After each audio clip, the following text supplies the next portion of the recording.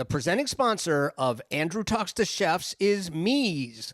Mies is the chef-created recipe operating system that makes your professional kitchen life easier with unprecedented tools for recording, scaling, analyzing, costing, and teaching recipes. Much of it at the press of a virtual button. Learn more at getmeez.com/Andrew. That's GETMEEZ.com/Andrew.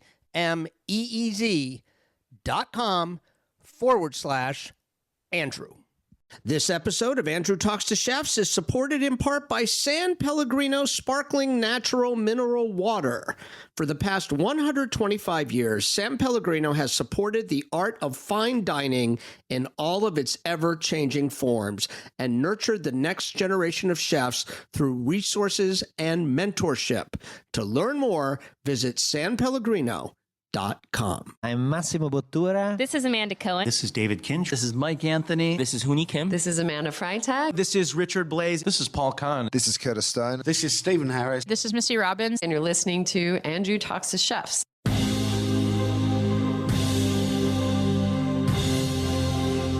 Hey everybody, welcome to the show. This is Andrew Talks to Chefs. I am your host, Andrew Friedman. I hope all of you out there are doing well this week. Our guest today is Claudette Zepeda, who has a wonderful new cookbook/memoir out called Cooking the Borderlands, Spice and Smoke Between Mexico and the States. The title kind of says all you need to know going into the interview because we get right to the meat of the book pretty early on.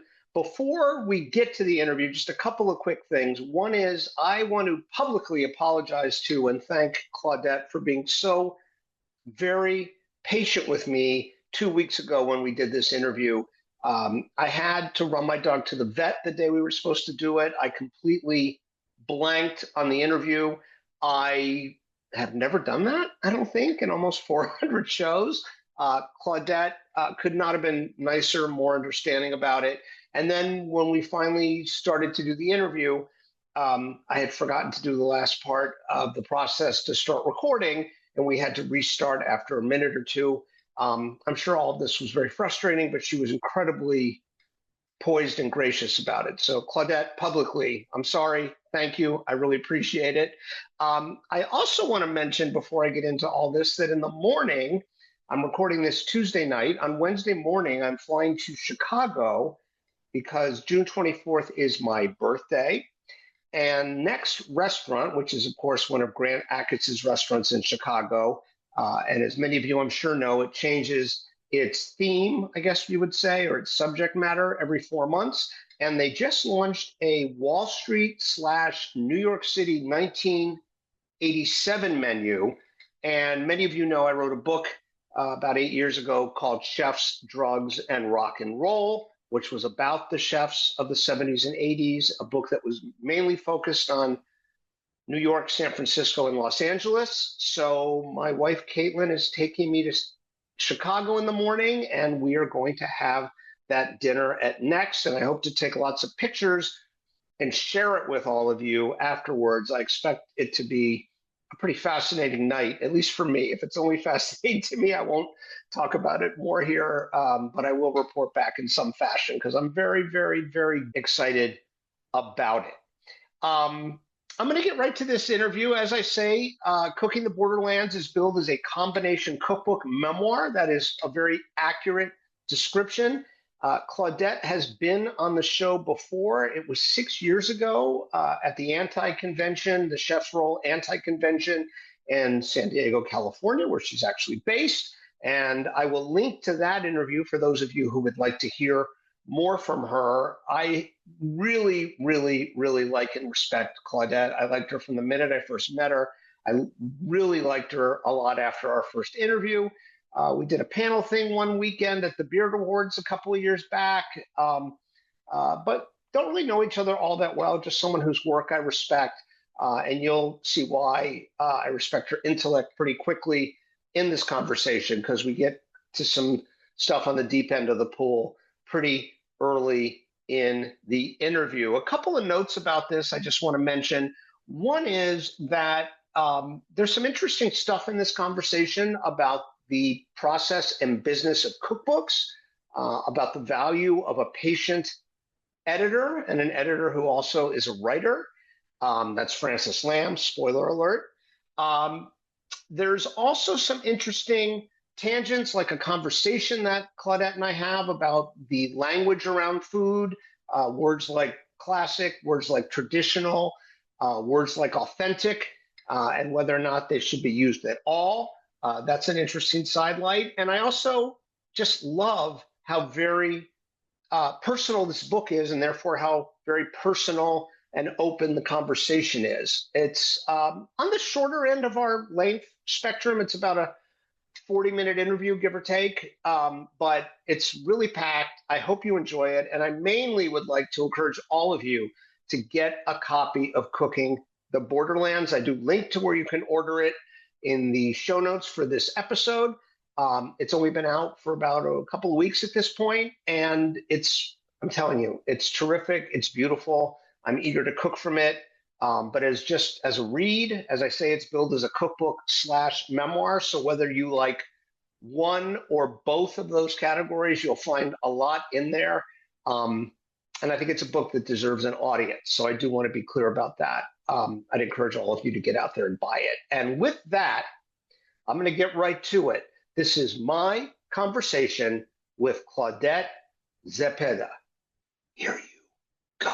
It's gonna take a prolonged arrangement of the senses to make some sense of this.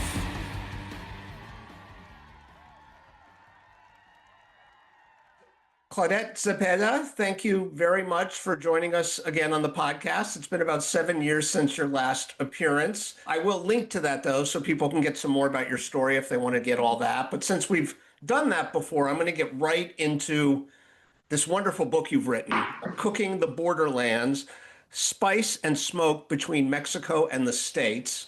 I told you before we started recording, I absolutely love this book. Before we get into the meat of it, I just have to say, at a time when it feels like there have been so many cookbooks in the last 30, 40 years, Mexican food has come into a new sort of prominence in the United States, I think. I think there's a growing sophistication about Mexican food here in the United States, certainly from the time I grew up.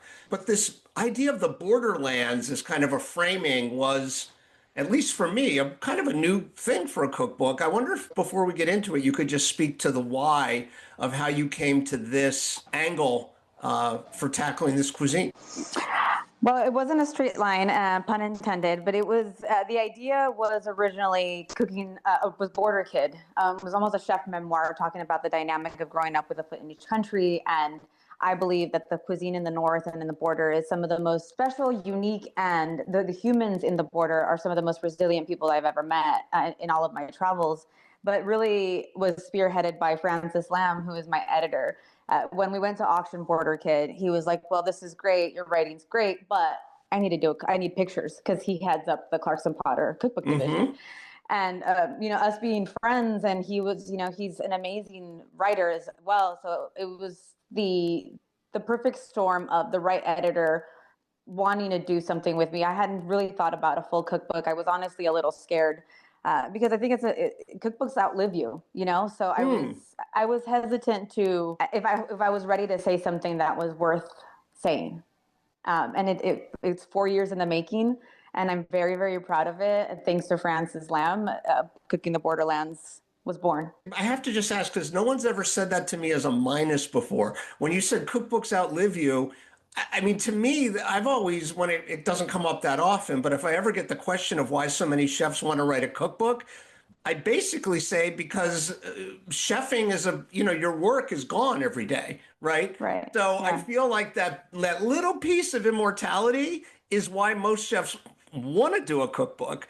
But it's very interesting to hear you say it kind of from a different point of view. I know it's a tangent, but can you speak to that for a second? Because I think that's such an interesting take on that piece of it. I don't say it as a minus. I say it as the weight that it carries. It's it's not, it is a very vulnerable place to be in. And you can churn out a cookbook every other year if you really want to. Many people do in the cookbook world. But are you saying something worth that will outlive you, right? Like, are you saying something that will still be a fresh idea 30 years from now? Will my grandchildren be able to pick up my book and be like, wow, my grandma did this, and not just be another book in the stack? There's millions of cookbooks that have been written and continue to be written, but which ones are the ones that stand the test of time? And that was really, for me, it's about legacy. It's always about legacy. It's not about what I'm doing right now. It's about what will continue to be like the fingerprint that I leave in the world and with my family and with my children in the future. So I just wanted to make sure that I was really responsible with the privilege of coming out with a cookbook. Is it something worthy of saying? Thanks for straightening me out on that. That makes Yeah. total sense to me. And the word you just brought up, I always have to ask this, when someone does a book that is exploring kind of the nooks and crannies, right, of their own heritage, right? Something that's deeply personal. In this book, we should say, I mean, you can see it right in the table of contents, which I want to talk about in a minute, but it's clearly a very personal book, and oftentimes you kind of shoehorn your way into the various areas that you talk about with something personal.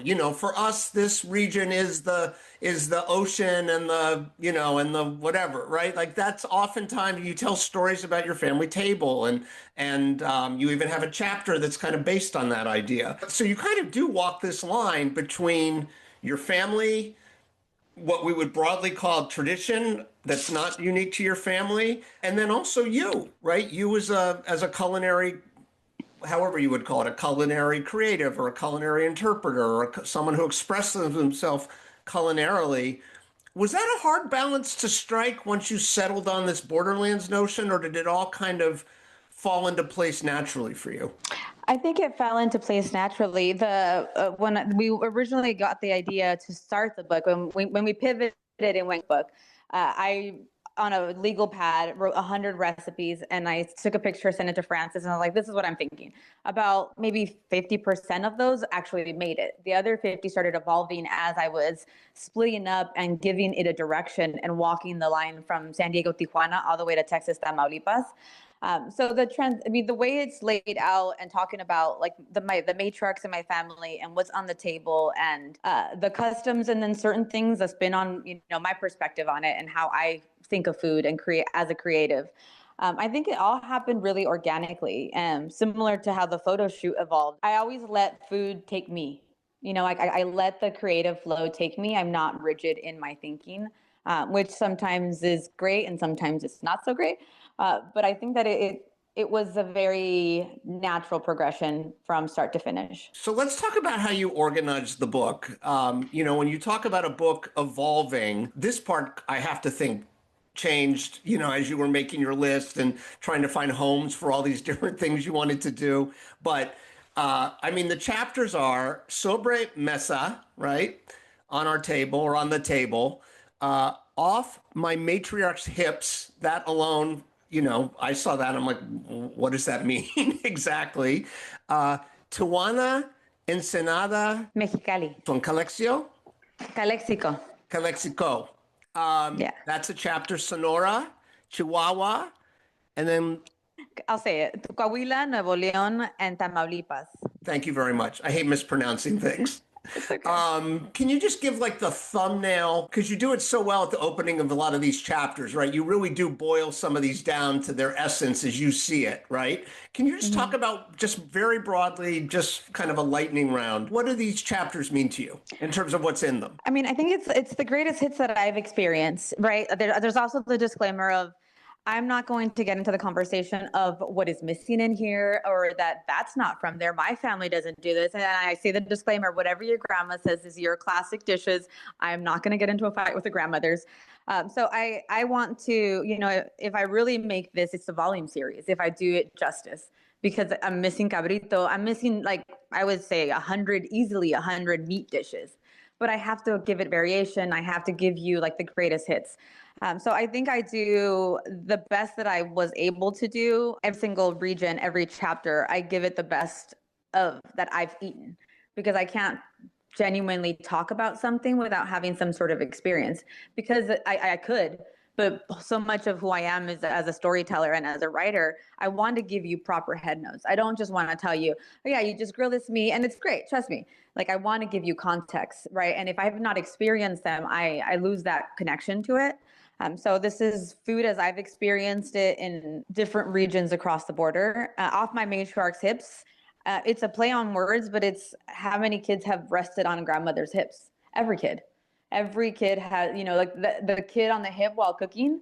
I have two kids. I had them on my hip as I cooked, and I grew up on hips, right? So it was a very literal start of a chapter. It's off my matriarch's hips. And then some of the other ones I think are probably more self-explanatory.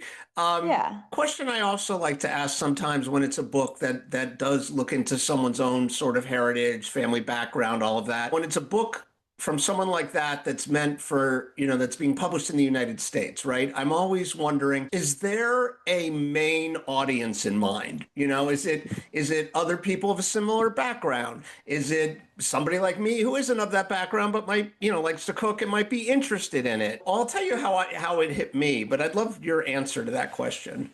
This cookbook is for my family. It's for every border kid. It's for every first generation dual identity human being. And that doesn't necessarily have to be of a Mexican background. This country is full of immigrants that don't feel like they really fit in and don't see themselves, and or as a creative, you don't really feel like you have license to be your autonomous self always. So this is why I took complete creative license again with the blessing of Francis to like fly my freak flag. Why I was able to be super authentically me. I don't believe that word should belong to food because I think it changes. It's very personal. So I think that I want it to be for everyone. I want to explain to people that the borderlands isn't this like ugly barbed wire, line in the sand that some men decided was villainized and politicized. And yes, we have that side of it, but I don't need to beat that dead horse. I want to show them the beauty of it by the food and by the people and by the stories that make it so unique. It's for everyone. Mexico is for the world. It struck me like it was right down the middle, because, my friend John Birdsall, who's a fantastic writer, we were part of a thing together a few years ago in San Francisco, and he made this comment to somebody, an aspiring writer: always make it personal, right? Mm-hmm. And I think the more personal it is, the more universal it becomes. In some ways that's a reversal of expectations maybe, but I think because it is in your, it's so strongly in your voice and with so much of your experience woven in, that makes it relatable to everybody, right? Everyone has their own version of these stories, or I was traveling with my family, or, and I think people who have a similar background, of course, it'll resonate all the more, or they're, like you said, or maybe they'll compare it to their own family or what they do, that kind of thing. And I have to say, I totally agree with you about that word authentic. It's been like zapped out of my vocabulary as far as I use the word traditional. I think that's safer.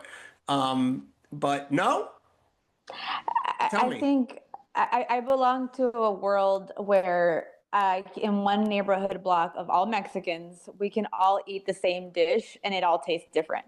Right. So I think the way families are now made up post-colonization around the world, tradition is not static.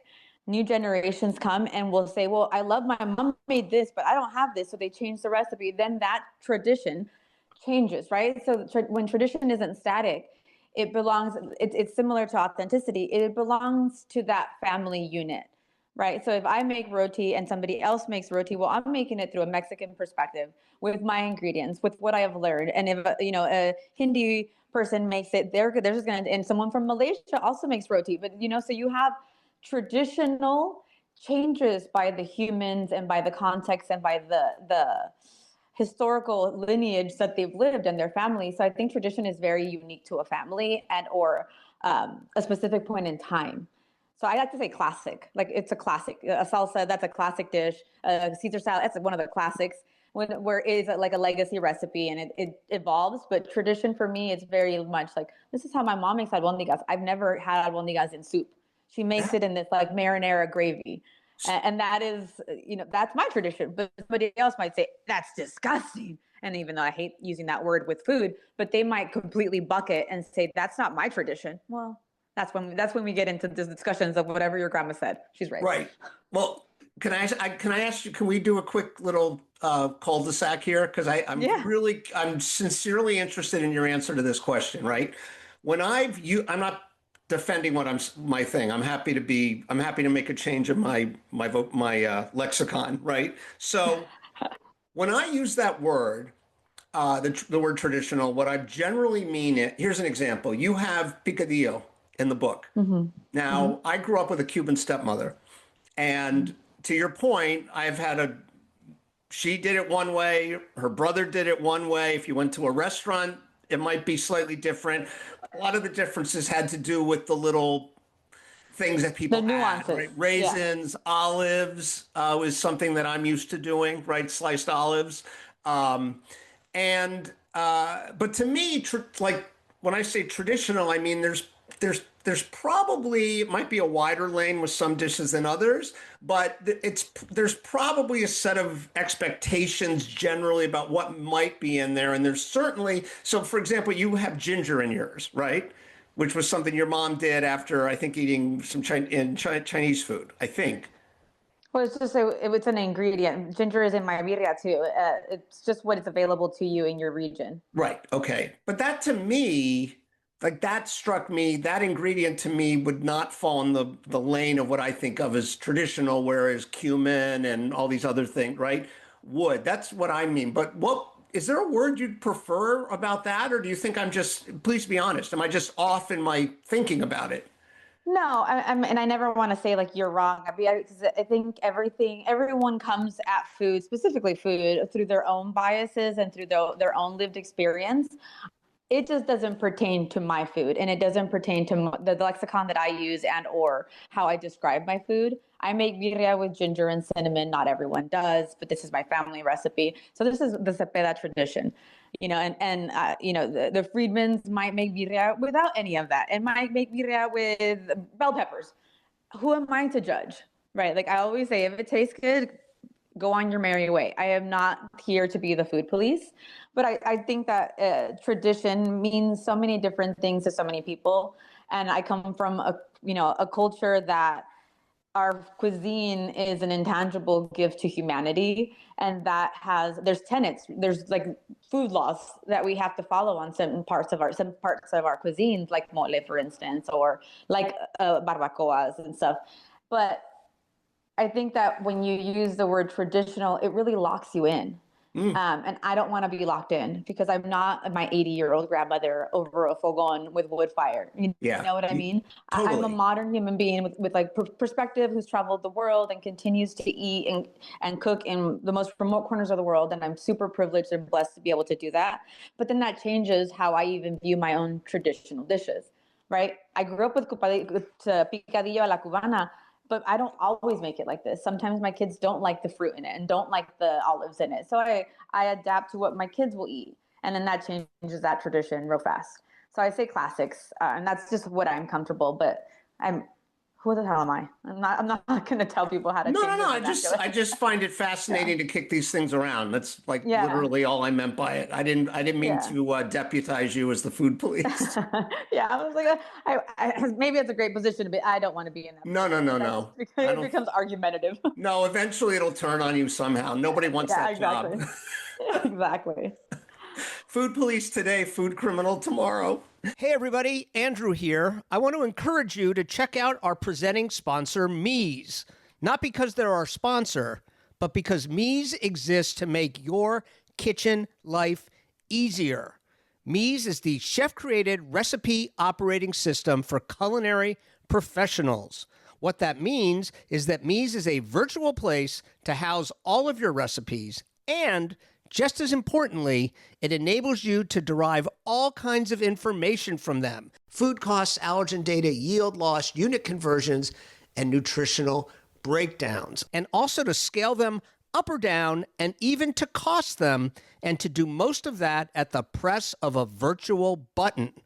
Mies is also a teaching tool that empowers you to incorporate how-to photos and videos to illustrate individual recipe steps and techniques, which is especially useful and time-saving for multi-unit organizations. The basic version of Mise is free for the entire culinary industry. Upgrade to premium and let Mise make your entire business more efficient and centralized. Train and onboard team members, manage production, and even process invoices. Seriously, if you work with recipes in the pro kitchen or bar, Mise was built for you and will make your entire restaurant's or company's kitchen life easier.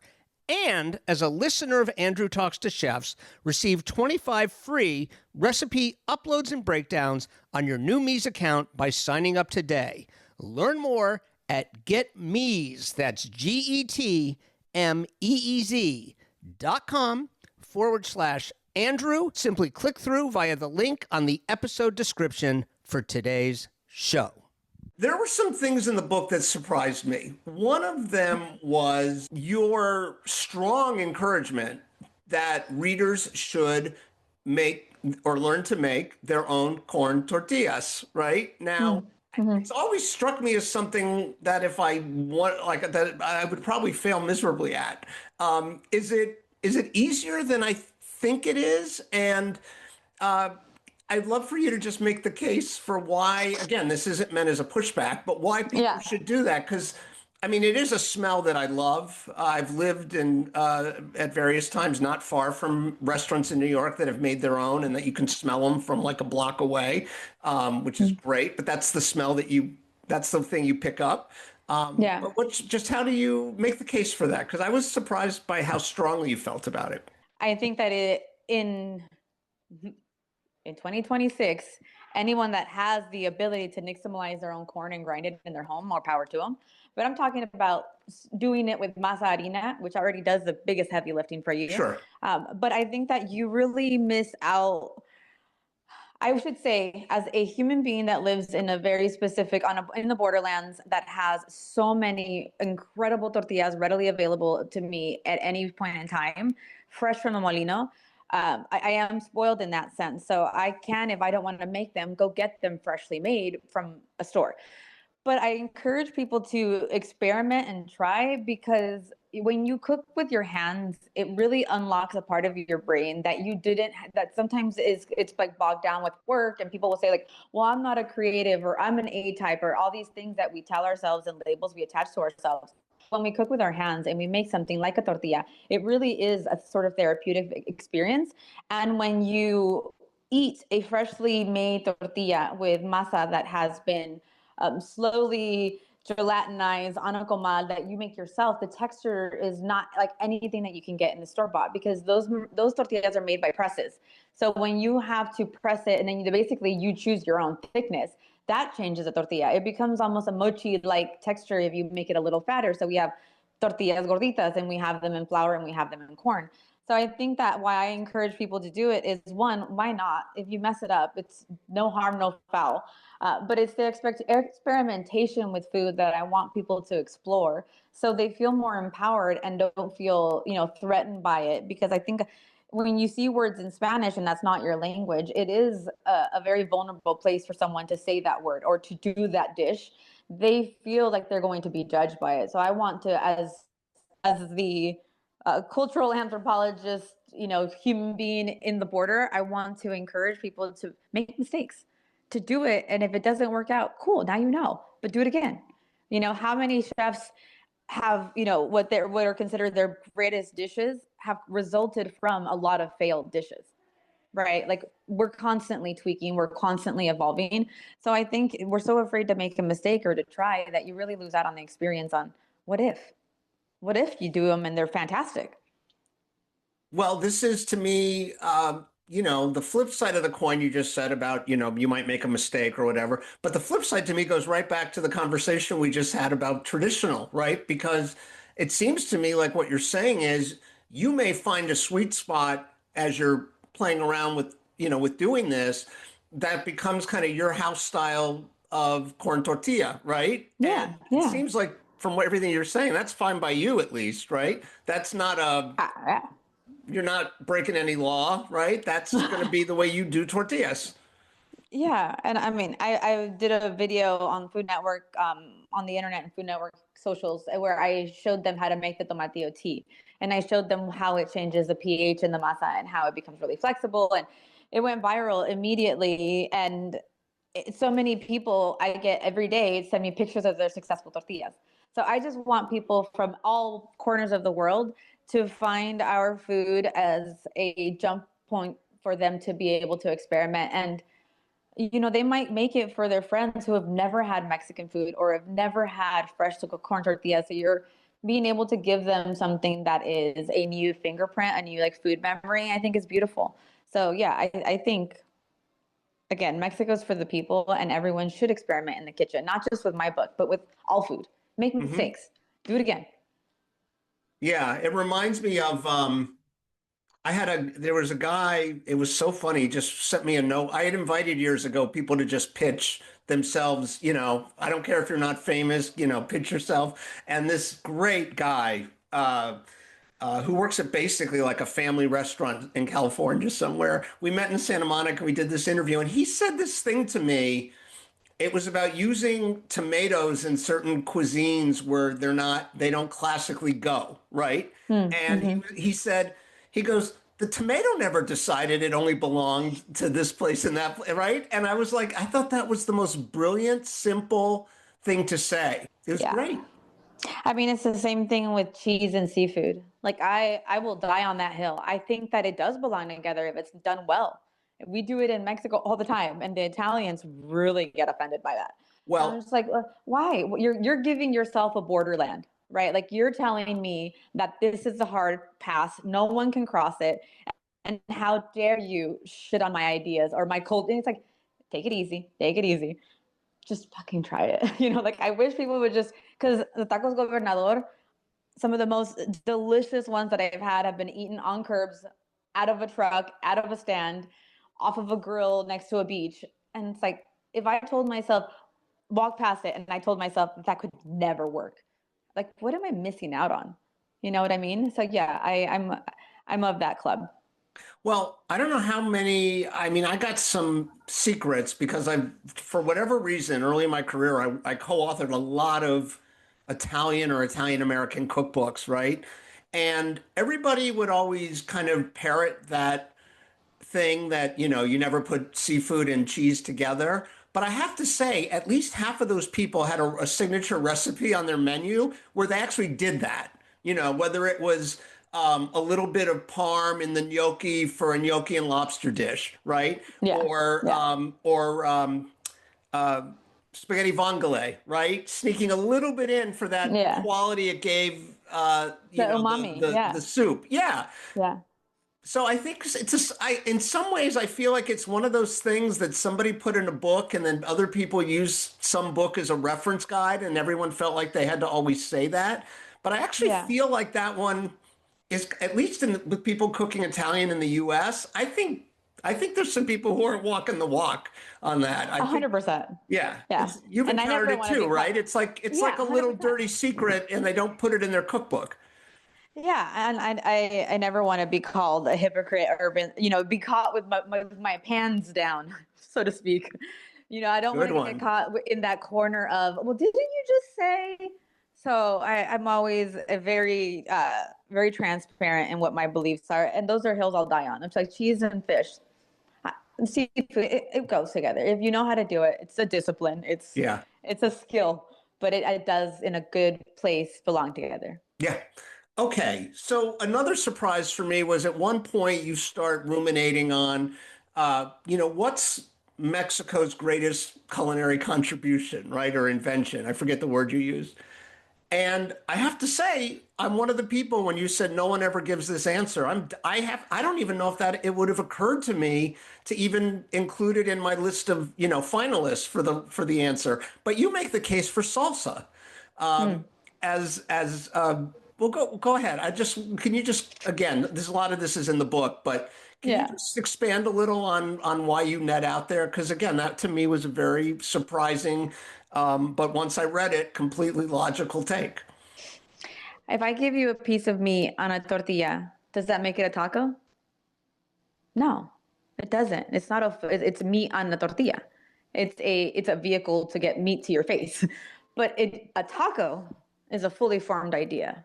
It has toppings. It has, it has a flavor spectrum that goes, it's savory, it's meaty, it's textural, and then it's pops of acid, that is salt. And so that makes it a taco. And we're the original sauciers. Like, I will die on that hill. If you think of the greatest classic dishes of Mexico, it comes with a sauce.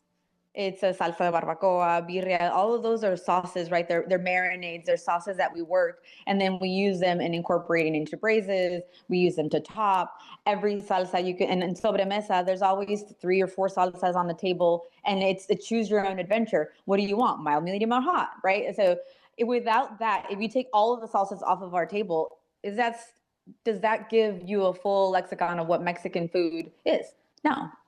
You would miss out on a crazy experience. You know what I mean? Like, Yeah. You take salsas out, what are you left with? You're left with proteins and, hot food, some, raw vegetables, pickled vegetables, but then you're missing out on the full range of what our food is. So Okay. yeah, that's why I say salsas are the cornerstone. Something I was really struck by, and I think probably because you take so much time on it, it really hit me with the little pocket history you give of the Caesar salad. I mentioned Caesar salad as an example, but I read up a little on it, in a course that I teach. Okay. But this was more than I've ever known about the Caesar salad, the different origin stories that often happens with dishes that go way back, Yeah. There's one story it happened this way and another story it happened that way. I had to laugh, and it's a little bit of a sad laugh because there's always, not always, there's often this person you mentioned that it was actually this other person in the kitchen who showed it to the chef who's credited with it. Like, how many times has that happened in life, right? This poor guy who never got the, the credit. But I'm curious how much of this information that you give in this book, and it's a pretty substantial book. It's, close to 300 pages, I think. How much of this information did you, obviously you would have to fact check and things, but how much of this was, even the publisher does that. But how much of this was stuff that you more or less knew and just had to set down? And how much of this book was for you kind of a scholarly enterprise, right? Like, how much did you kind of have to hit the books and hit the internet and call, people who are experts in certain things? Like, how much of it was there for you, and how much of it did you have to go and kind of sleuth out? Well, because Clarkson Potter does a really good job on fact checking, like every single thing. If there was certain points that I had picked up through like urban legends and in my travels where they couldn't fact check it, they couldn't back it up. So it didn't make the book. So they were really good on like holding me accountable. And I think it's 50-50. It's lived experience. But because I was on a team where they're like, no, people are going to want to like hold your feet to the fire and be like, is this a fact? And they're going to hit the internet for it.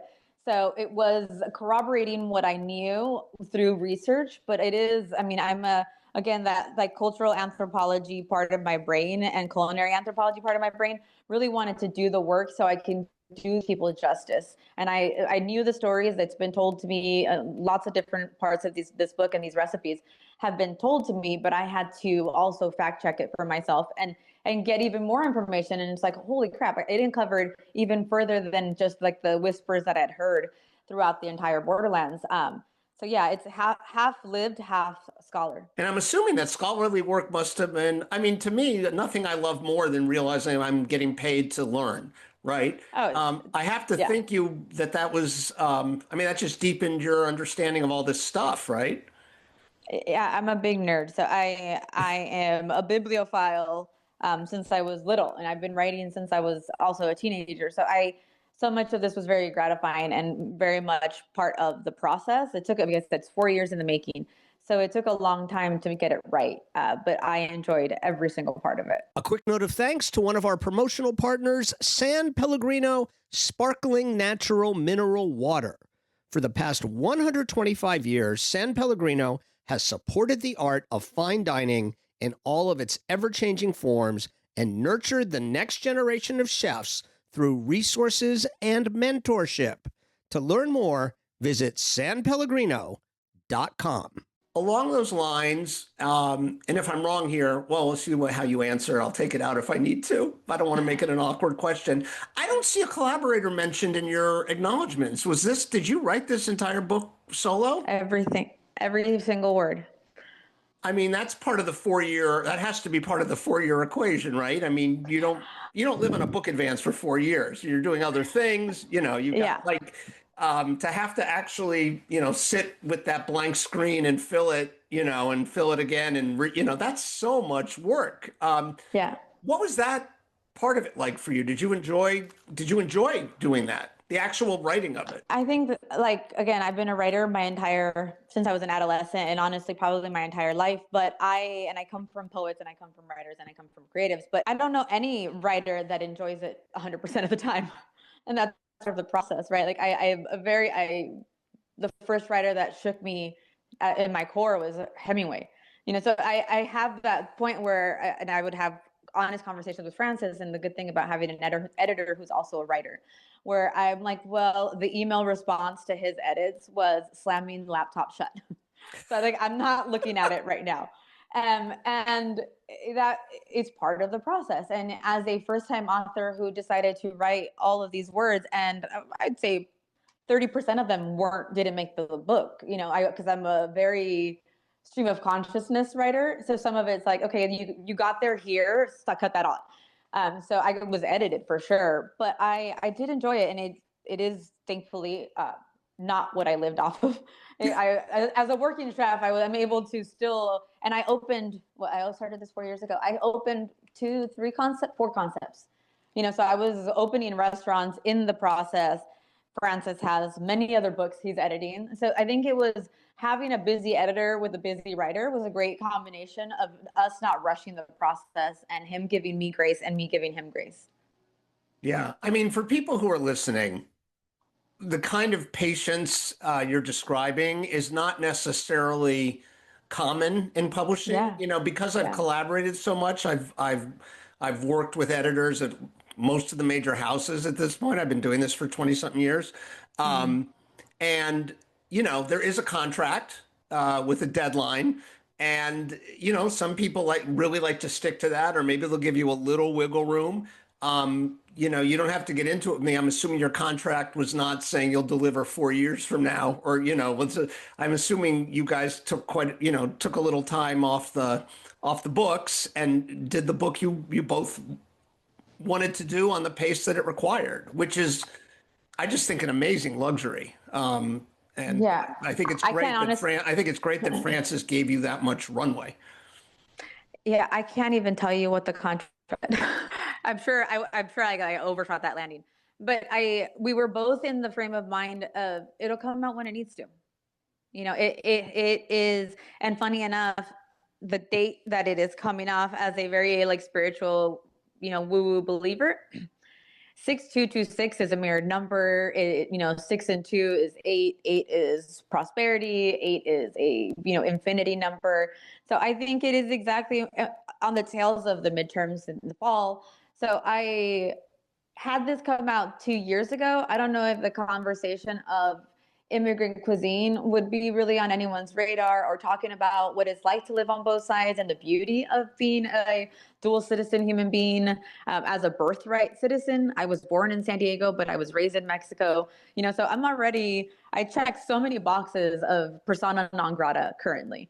It is coming out exactly when it needs to. Yeah, I would agree with that. I don't think it would have had the same impact. Yeah. Can you just speak to, I mentioned, you just alluded to it. I mentioned earlier that in your introduction, you talk about the politics of it, but there's this wonderful paragraph. In fact, if you don't mind, I'm going to read it. Okay. So the paragraph I'm alluding to goes like this.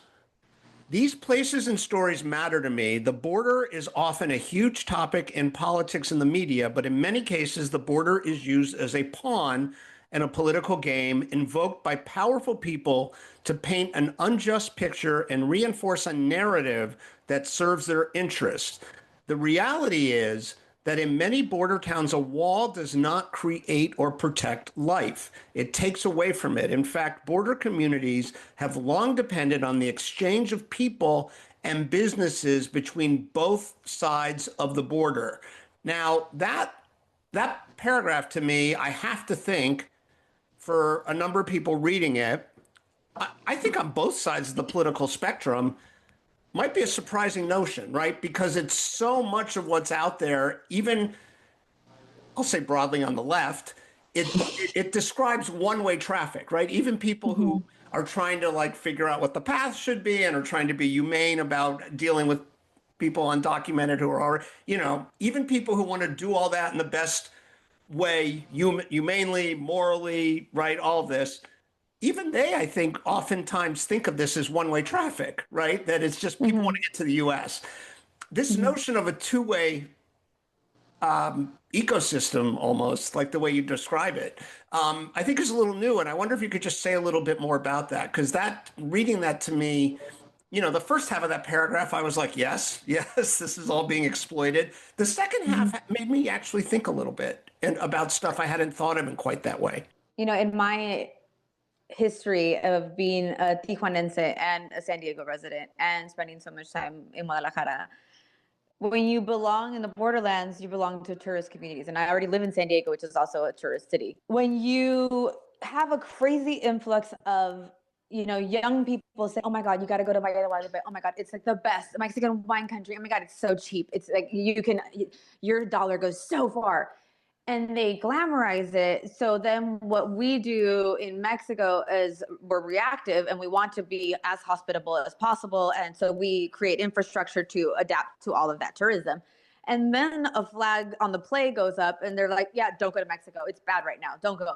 Now what happens over there is everything that they had set up to receive this tourism, to be hospitable, is now they bleed out.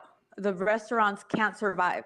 Right. So we create this like Charles Dickens existence of like, it's the worst of times, best of times, worst of times, best of times. And when we do that, it really affects communities and I am sensitive to it because I belong to both communities and I see it. And I'm also a chef, so I see it even further on the business side. But I think that we can really screw up. We've seen it in Tulum. We've seen it in Cabo. We've seen it in, Noma goes to Mexico. That part of Tulum is now like uninhabitable. Like you can't do anything there because it was such an influx of Americans and Europeans flooding to that part of Mexico, a bunch of money coming in. And then when they're gone, all of that goes. It really affects the ecosystem of that community. Right. And in the border, it's constantly that. It's constantly, well, did you see the consulate said Americans can't go to Mexico? And then the next day, oh my God, the best tacos are in Mexico. I'm like, pick a fucking struggle. Like pick something. Stay on one lane. Pick a struggle, pick something that you believe in. And I wish people had more convictions and their like love for it. But yeah, bad things happen everywhere. Bad things happen in Los Angeles. Bad things happen in Chicago. Bad things happen in New York. Bad things happen in Idaho, right? Like, why are you villainizing some? Like, not everyone is going to have that experience, right? Like, and even further than that, I mean, we're not going to get into that round, but it's like, what happened to cause what happened to make that flag on the play? To make that, like, what were they responsible travelers? Or were they trying to exploit human beings? So I believe there's a bigger, like more human sociology involved conversation there. But ultimately we just have to be very sensitive to the fact of like, what struggle are you going to pick? Are you going to love us or are you going to leave us? Just leave us alone if you're going to then hold our feet to the fire and just, be carrot danglers and then pull it away and then and then pull it away. Like it's not fun. And as a chef that has so many friends on both sides of the border and specifically all the way down to Chiapas, like I see what tourism does and when it's great and it's fucking awful when it's not, So yeah. I'm always sensitive to it. It's like, realize that we're talking about humans here. We're talking about families and they can go from feast to famine real fast. Thank you for all that. I think I'm going to leave it there. I just want to say for anyone who's listening to the conversation, when we talk about books here, I like to talk around a lot of the recipes because they're there. I hope people will pick up the book. I also want to say if any of what we're talking about sounds overly political, overly scholarly, overly nerdy, to use the word you used earlier. To me, what's kind of remarkable about the book is that all of this stuff is kind of marbled throughout the book, right? It's not like that. You just gave me a several minute long answer that was very edifying. We were only talking about one paragraph out of an almost 300-page book. And you don't go on about that point. You make that point in passing, and then you get back to your introduction, right? So I just want to be clear to people listening that this stuff is all, the word I would use is very well calibrated, because my overall impression of the book was just this personal celebration of, this cuisine told through a very personal lens and weaving in a whole lot of, really interesting history, much of which I didn't know. And I haven't mentioned, and I should, and you do talk about it in the book, but the photography is stunning. And very, it's hard to put words to it. It's like picking the right soundtrack, to a scene. It just fits the prose like a glove, it's such an awesome looking book. Thank you. So needless to say, I was quite taken with it. I'm glad we got a chance to talk about it. And thanks for coming on the pod. Thank you. Thanks for having me. Yeah, I had a great team. David Alvarado and Jason Sutherland were on the photography side, and Jacqueline Kershak, Ryan Norton, Isa Marcheco was on the food side. But every single picture was in the vein of letting me be weird, that Francis let me be weird and let me be my immigrant self. And I even give you a disclaimer of why the pictures are the way they are. Not everything's plated. And I, as being able to art direct this was probably the most gratifying process of the whole thing. Is that right? Yeah. Yeah. More than the food, art direction was really what just sparked me completely on fire. I can see why. And also, I should say, the way you're incorporated into it, a lot of times when chefs are incorporated into their own book, they're vanity shots. They kind of stand almost in opposition to everything else in the book. And these, I got to some of them, and I almost, because I was reading it as a PDF, and I almost had to go back and wait, did I just pass Claudette? Because it looks of a piece with all the other photography. Yeah. Thank you. That's a huge compliment. I'll make sure David gets his flowers. Please do. I'll tag him when we post the show. All right, Claudette, congratulations on 4 years of hard work that paid off. And of course, I'll have said this in the intro, but if you want to go get the book, which I recommend, we do link to that in our show notes, and you should go do that. Thanks again. Yeah. Thank you so much. And that is our show for today. Again, my great thanks to Claudette Zepeda for joining us. And again, please pick up a copy of her book, Cooking the Borderlands. I do link to where you can do that in the episode notes for today's show. Please go check out Mies, the recipe operating system for professionals, at getmies.com/Andrew. Our thanks, as always, to S.Pellegrino for their long-standing support of the pod. Andrew Talks to Chefs is the property and a production of Table 12 Productions Incorporated. This episode was written, booked, edited, mixed, and hosted by me, Andrew Friedman. If you would like to support us, we ask that you do that by telling a friend about the show, posting about the show on social media, and or rating and or reviewing us at Apple Podcasts, Spotify, or wherever you get your podcasts, which helps new listeners find the show. And if you are watching us on YouTube, please be sure to like and subscribe. Our thanks to After School Special for our music. Please check out their album, Double Barrel, Single Entendre on iTunes. Please follow us on Instagram and TikTok. @Chef Podcast is the handle for both. And thank you for listening. We will be back soon with another episode of Andrew Talks to Chefs.